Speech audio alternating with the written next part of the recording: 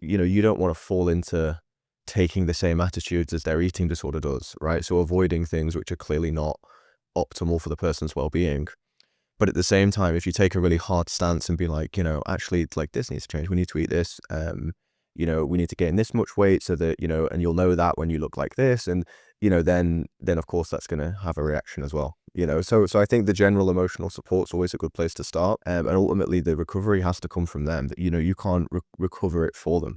And ultimately, usually that's a matter of, creating space, helping them. But once they've chosen their direction, if you push it yourself, it pushes back. If you have an accurate idea of what somebody's comfortable with and not comfortable with, it's easier to find that place where you're, challenging the eating disorder at the edge of the comfort zone, but not so far out that it just goes wrong. Just being conscious of kind of what are somebody's requirements and what are the eating disorder's rules, so to speak. It might be that, even things like preferring to know all the caloric content of food, only wanting to eat at a certain time of day, and being very conscious of how food is prepared. Is it whole food, etc., etc.